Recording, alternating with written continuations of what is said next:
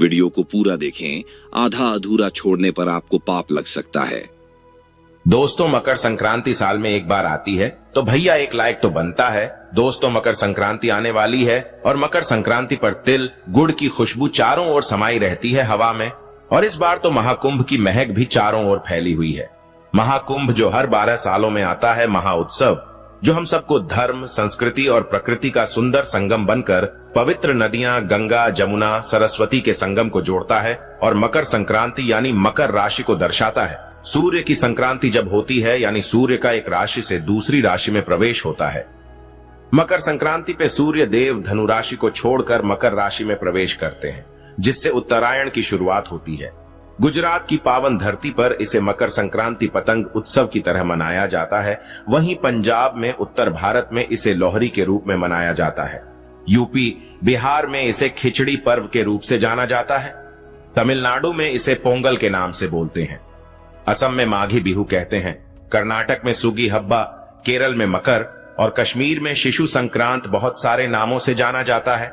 उत्तरायण को देवताओं का दिन और दैत्यों का रात कहा गया है।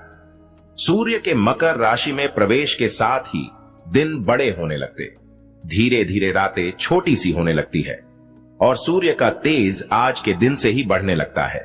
इसीलिए इस दिन विशेष रूप से सूर्य देव को अर्घ्य देकर प्रकृति का और सूर्य देव का हम धन्यवाद कहते हैं। सूर्य उत्सव का महापर्व है और आपके जीवन में सकारात्मक ऊर्जाओं को लेकर के आता है। जीवन में एक नई शुरुआत का प्रतीक है और उत्तरायण होने पर नए काम, यज्ञ, व्रत, अनुष्ठान, विवाह, मुंडन जैसे कार्य शुभ होते हैं।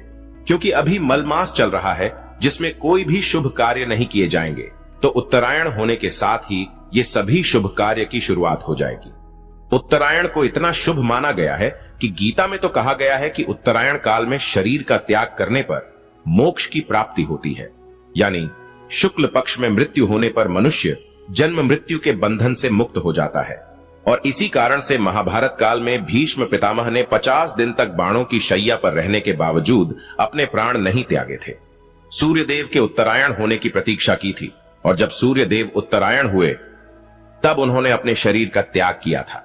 देखा जाए तो नई फसल के स्वागत का प्रतीक है और इस साल 2025 में मकर संक्रांति का पर्व अपवाद है कि 14 या 15 जनवरी। किस दिन मनाया जाएगा तो बता दूं, सूर्य का मकर राशि में प्रवेश 14 जनवरी को रात में 8 बजे हो रहा है और मकर संक्रांति आपको समझ में आना चाहिए। सूर्य का पर्व है तो सूर्य उदय के समय ही मनाया जाएगा, तो 15 जनवरी बुधवार के दिन ही मकर संक्रांति मनाया जाना उचित है। इस दिन सुबह सुबह पवित्र नदियों में स्नान करने जाइए। कहीं पे भी गंगा, जमुना, सरस्वती और महाकुंभ है, तो इस बार तो महाकुंभ का स्नान विशेष रूप से होगा। कुंभ मेले का आयोजन कब होता है? जब ग्रहों की स्थिति बहुत ही शुभ बनती है। हर 12 साल में होता है और इस साल इलाहाबाद में हो रहा है। कहा जाता है कि महाकुंभ संगम में स्नान करने से जन्म जन्मांतर के सभी पाप नष्ट हो जाते हैं और महाकुंभ में संतों का समागम रहेगा। सभी प्रमुख संत महात्मा अखाड़े के एकत्रित होंगे और इस समय संगम पर ध्यान हो, जप हो, पूजा करने से अद्भुत ऊर्जा का अनुभव होता है। तो पहले से ही अपनी बुकिंग आदि करें, व्यवस्था करके जाए, भीड़ भाड़ में ना जाए, क्योंकि लाखों लोग आएंगे। जब तक आपके रहने की व्यवस्था ना हो, बिना बात के महाकुंभ में आप जाने की तैयारी ना करें। विशेष स्नान की तिथियों पर जाएं, जैसे मकर संक्रांति को पहला स्नान है, 15 जनवरी पौष पूर्णिमा का स्नान है, दूसरा 25 जनवरी को मौनी अमावस्या का, 9 फरवरी को सबसे बड़ा स्नान इस दिन ही होता है। बसंत पंचमी 13 फरवरी को, माघ पूर्णिमा 24 फरवरी और महाशिवरात्रि का 11 मार्च लास्ट स्नान होगा। तो 25 मार्च तक कुंभ मेला चलने वाला है, तो अपने समय को सुनियोजित करके आपको जाना चाहिए। अगर स्नान करने नहीं जा सकते महाकुंभ, तो घर में ही थोड़ा गंगा जल डाल के बाल्टी में थोड़े काले तिल डाल लीजिए, स्नान कीजिए। गंगे नमः, हर हर गंगे, हर हर गंगे करते हुए स्नान करें। और दोस्तों, जहां भी स्नान करेंगे इसके बाद एक लोटा जल सूर्य देव को आपको जरूर अर्पित करना है। सूर्य देव को तांबे के लोटे से जल दीजिए। तांबे के लोटे में थोड़ा गंगा जल हो, गुलाब जल, लाल चंदन, गुड़, काले तिल, लाल पुष्प जो आपके पास हो सके, ये डाल करके आपको अर्घ्य देना चाहिए। बोले ओम सूर्याय नमः, ओम आदित्य नमः, ओम भास्कराय नमः, ओम घृणी सूर्याय नमः और विशेष मंत्र है। आप लाल आसन पर बैठकर सूर्य देव का ध्यान करते हुए जल का लौटा हाथ में लेकर के ओम राम रेम रोम सह सूर्याय नमः, ओम राम रेम रोम सह सूर्याय नमः इस मंत्र का आप जाप करें। और इस दिन आप सूर्य देव को जल अर्पित करने के बाद अगर आपका सूर्य कमजोर है, आपको अपयश मिलता है, आपके कोई भी गवर्नमेंट से रिलेटेड कार्य नहीं होते, आपकी पर्सनालिटी बहुत डाउन है, आपको पितृदोष लगा हुआ है या बहुत सारी कुंडली में समस्याएं हैं, 9 ग्रह की समस्याएं हैं, तो इस दिन लाल कपड़ा ले लीजिए, बड़ा सा उसमें आप थोड़े से चावल, 1.25 किलो चावल ले लीजिए, 1.25 किलो ही तिल ले लीजिए, थोड़ा सा एक तांबे का टुकड़ा डाल लीजिए, कोई लाल फल है तो वो ले लीजिए, और थोड़ी दक्षिणा रख करके 1.25 किलो गुड़ हो तो वो ले लीजिए। सब मिलाकर के लाल कपड़े में बांधकर किसी ब्राह्मण को, किसी गरीब को आपको दान करना चाहिए। अब चाहे तो लाल कंबल का इस दिन दान करें, कोई भी लाल वस्त्र का दान करें, शॉल आदि दे सकते हैं, किसी को टी शर्ट्स आदि दे सकते हैं। इस दिन सूर्य के निमित्त दान करने से आपके मान सम्मान, उच्च पद, इनमें आपको प्राप्ति होती है, और आपका स्वास्थ्य, अगर निरोगी काया आपको प्राप्त करने की इच्छा है तो वो आपको प्राप्त होता है। इस दिन बहुत सारे स्थानों पर खिचड़ी बनाने की परंपरा है। बिहार आदि में इसे खिचड़ी पर्व के नाम से जानते हैं। यूपी, बिहार में इस दिन खिचड़ी बनाई जाती है। विशेष रूप से तिल डालकर के खिचड़ी बनाई जाती है, और गुड़ के लड्डू, तिल आदि भी बनाए जाते हैं। तो जो भी आपने बनाया, खिचड़ी आदि का दान कैसे करेंगे? पहले खिचड़ी बनाए, भगवान को भोग लगाए, अपने इष्ट को भोग लगाए, और फिर थोड़ी सी खिचड़ी दान करने के बाद ही, बांटने के बाद ही आपको अपने परिवार सहित सेवन करना चाहिए। इस दिन यह उपाय से पितृदोष कम होता है। कुंडली में शनि की 7.5 हो तो उसका खूब प्रभाव कम होता है। सभी ग्रह दोषों की शांति होती है। और आज के दिन सिर्फ लोगों को दान नहीं करना है, आपको गौ माता को भी थोड़ी सी तिल, गुड़ और रोटी खिलानी चाहिए। उस पे थोड़ा घी डाल दीजिए। अगर आप लग्जरीज की प्राप्ति करना चाहते हैं, थोड़ा सा घी गौ माता को अवश्य सेवन कराए। दोस्तों, इस दिन बहुत सारे उपाय भी किए जाते हैं। मैं आपको हर साल बताता हूं बहुत सारे उपाय, तो मकर संक्रांति पर 2-3 छोटे छोटे उपाय बता रहा हूं। आप चाहते हैं कि आपका कवच बना रहे पूरे परिवार से, सभी लोग जीतने सदस्य हैं, सभी की सुरक्षा कवच के तौर पे ये उपाय वीडियो को पूरा देखें, आधा अधूरा छोड़ने पर आपको पाप लग सकता है। बता रहा हूं। क्या करना है, आपको एक बड़ा सा काला कपड़ा ले लेना है और 7 मुट्ठी काले तिल ले लेने हैं। आपके घर में अगर ज्यादा लोग हैं तो हर पर्सन की एक मुट्ठी तो रखी, कम से कम 7 मुट्ठी काले तिल आप रख लीजिए, और मुट्ठी घुमा करके हर परिवार के सदस्य के ऊपर से एक मुट्ठी काले तिल आपको घुमाना है। उल्टी दिशा में 4 बार घुमाना है और फिर उस काले कपड़े में रखते जाना है। इसके बाद आपको सिक्के लेने हैं, हर पर्सन के ऊपर से इसी तरह से सिक्का भी घुमाना है, और सब मिलाकर 1.25 किलो गुड़ लेना है। अब आप 1.25 किलो गुड़ उसमें डाल दीजिए और उसकी गांठ बांध करके पोटली नुमा बना लीजिए। अब आप किसी भी सिद्ध शिवलिंग पर शिवलिंग पे जाएं। अगर आपके पास घर में ही पार्थ के शिवलिंग है अभिमंत्रित, तो आप उसके सामने ये अर्पित कर सकते, या फिर किसी शिव मंदिर में जाकर के आप इनको अर्पित करें और पहले जल चढ़ा लीजिए। भोले बाबा पर गौरा माँ की पूजा कर लीजिए। इसके बाद में आप ये ओम नमः शिवाय, ओम नमः शिवाय, ओम नमः शिवाय ऐसा बोलते हुए आप इस पोटली को आप अर्पित कर दीजिए।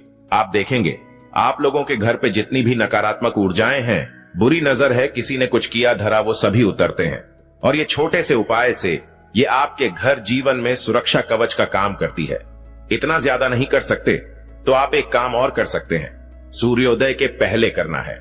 मकर संक्रांति के दिन आप क्या करेंगे, पीले कपड़े में काले तिल और चावल ले लीजिए, थोड़ा गुड़ डाल दीजिए, और कोई भी अगर घर में बीमार ज्यादा या मेंटली बहुत डिप्रेस्ड पर्सन है तो उसके ऊपर से आपको यह उपाय करना चाहिए। 7 बार सीधी दिशा में घुमाकर नदी में बहते जल में प्रवाहित कर दीजिए। हाथ जोड़ करके बोले, ओम आदित्य छवित बहे दिवाकराय धीमे ही तनः सूर्य प्रचोदया। क्या बोलेंगे? सूर्य गायत्री। ओम आदित्य छवित बहे दिवाकराय धीमे ही तनः सूर्य प्रचोदया। इस प्रकार से आपको बोलना चाहिए। दोस्तों, मकर संक्रांति है तो एक गुप्त उपाय भी बताता हूं। आपको एक तांबे की थाली चाहिए। ज्यादा उपाय इस वीडियो में नहीं बताऊंगा, बाकी आने वाले वीडियो में बताऊंगा। आज आपको सिर्फ एक ध्यान करना है कि जैसे 15 तारीख को आपको मकर संक्रांति है तो 14 तारीख की रात में आपको एक तांबे की थाली ले लेनी है। अगर इन केस आप तांबे की थाली नहीं प्राप्त कर पा रहे तो कोई लाल कपड़ा ले लीजिए, या लाल ही आप पेपर ले लीजिए, और उसके ऊपर एक पांव काला तिल आपको रखना है और बिखेर देना है। एक पांव काला तिल लेके उस थाली पे बिखेर देना है और पूरे घर वालों के हाथ से उस काले तिल को छुआ लीजिए। अब रात भर आप उसको रख दीजिए। अपने घर के ड्राइंग रूम में रख सकते हैं, अपने बेडरूम में रख सकते हैं, बच्चों के रूम में रख सकते हैं। और ओम शम शरीशराय नमः या ओम शरीशराय नमः का 108 बार मंत्र का जाप सभी लोग बोलकर करेंगे। बैठकर नहीं कर सकते, घर के मुखिया करें, नहीं तो जो घर की स्त्री है वो करें। और फिर आपको क्या करना है, सुबह उठ करके सभी मेंबर्स को बताओ कि इस थाली में हाथ फेरे काले तिलों पर गिनती नहीं करनी है। थोड़ा सा हाथ फिरा दीजिए और इसके बाद इन काले तिलों को आपको बहती नदी या साफ जल में कहीं पे प्रवाहित कर देना है। गंदे नाले में आपको नहीं डालना है। साफ पानी नहीं मिल रहा है तो किसी मंदिर में दान कर दीजिए। काले कपड़े में लाल कपड़े में बांध के वो भी नहीं हो रहा है तो पीपल के नीचे रख दीजिए। दोस्तों, आप देखेंगे ये छोटा सा बहुत ही चमत्कारी तांत्रिक उपाय है और इसको करने से आप सभी के जीवन से, पूरे परिवार वालों के जीवन से शनि दोष से मुक्ति मिलती है। राहु केतु के बुरे प्रभाव शांत हो जाते हैं। हो सके तो आज के दिन पीपल की पूजा भी अवश्य करनी चाहिए। पीपल के पेड़ पर जल चढ़ाइए, सरसों के तेल का दीपक जलाइए। शनि दोष हो, शनि की 7.5 हो, बाधा हो, कुदृष्टि हो, किसी भी तरह की आर्थिक समस्या अगर आपके जीवन में आ रही है, बाधाएं आ रही हैं, तो वो सभी शांत होते हैं। दोस्तों, आज के दिन आपको विष्णु भगवान सहित माता लक्ष्मी की पूजा भी करनी चाहिए। अगर आपके पास मूर्ति है तो उसके सामने घी का दीपक जलाकर थोड़ा भोग रख करके तिल की खिचड़ी बना करके आप ओम श्रम रीम क्लीम महालक्ष्मी नम क्या बोलेंगे, ओम श्रम रीम क्लीम महालक्ष्मी नमः, इस मंत्र का जाप कीजिए और गुड़ और तिल रख करके भोग लगाकर के थोड़ा तुलसी पत्र के साथ इसके बाद आपको दान करना चाहिए। ये उपाय भी धन समृद्धि के लिए आर्थिक दृष्टि से बहुत श्रेष्ठ होता है। भैरव साधना अधिक किए जा सकते। शत्रुनाशक मंत्र मैं आगे बताऊंगा आपको दूसरे वीडियो में। और अगर वैवाहिक जीवन में बहुत उथल पुथल चल रही है तो इस दिन रात में चंद्रमा को अर्घ्य जरूर देना चाहिए। गुड़ चावल ले लीजिए, किसी सफेद कपड़े में दोनों पति पत्नी मिलकर के थोड़े से गुड़, थोड़े से चावल, एकदम थोड़े नहीं, कम से कम 1 पाव हो या 1 किलो हो, वो आपकी इच्छा, और ओम सोमय नमः, ओम सोमय नमः, ओम सोमय नमः इस प्रकार से बोल करके चंद्रमा को पहले थोड़ा सा दूध डाल करके अर्घ्य दीजिए, चावल और गुड़ डाल करके। और इसके बाद वो गुड़ चावल का दान आपको किसी श्रेष्ठ ब्राह्मण को किसी भी मंदिर में किसी पर्सन को कर देना चाहिए। इससे आपके वैवाहिक जीवन में सुख संपत्ति आती है और इससे आपके वैवाहिक जीवन में सुख बरसता है। आप दोनों के जीवन में लग्जरीज आती है, आप दोनों के बीच में प्रेम बढ़ता है और बहुत ही शुभ दिन है। दोस्तों, तो कुछ बातों का ध्यान भी रखना है। छोटे उपाय तो आप कर रहे हैं, लेकिन इस दिन किसी से लड़ाई झगड़ा ना करें, किसी से अपशब्द ना बोलें। इस दिन खाने में भी सात्विकता रखनी चाहिए। भले आपके लोग नहीं मनाते हो, लेकिन त्योहार के दिन कम से कम शुद्धता रखें। अपने घर में मांसाहारी हुआ, शराब हुआ, किसी प्रकार के नशे का सेवन ना करें। बासी भोजन इस दिन नहीं खाना चाहिए। जंक फूड ना खाएं। ताजा और शुद्ध भोजन बना के भगवान को भोग लगा के थोड़ा सा गौ माता के लिए निकाले और पितृदेव के निमित्त निकाले, किसी ब्राह्मण को, गरीब को दान दें। इसके बाद ही स्वयं भोजन करना चाहिए।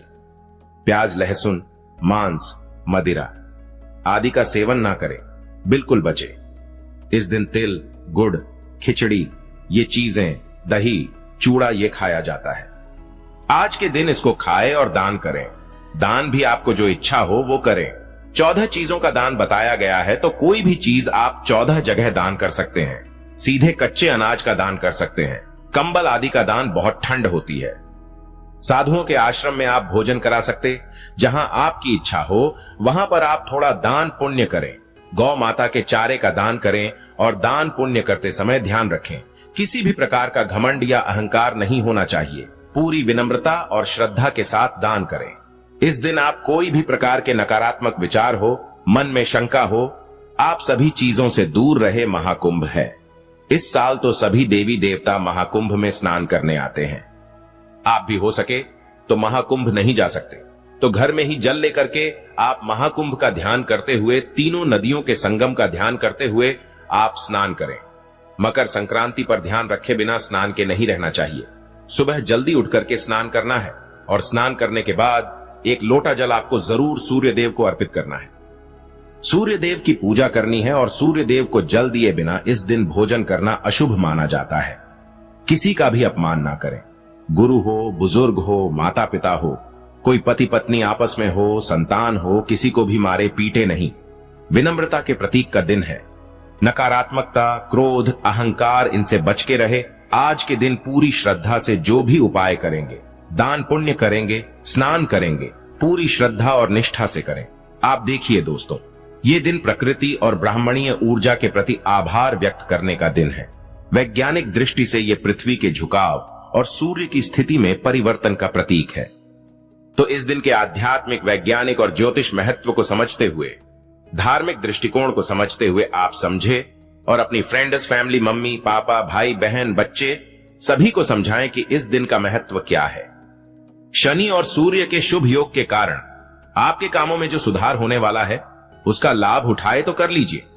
उपाय दोस्तों मैंने कोशिश की है कि आप सभी को इसके धार्मिक महत्व को समझाऊं और आशा करता हूं कि आप ही अपने फ्रेंड्स, फैमिली, मम्मी, पापा, भाई, बहन, बच्चे सभी लोगों से बातों को शेयर करके उनके भी जीवन में बदलाव लेकर के आएंगे।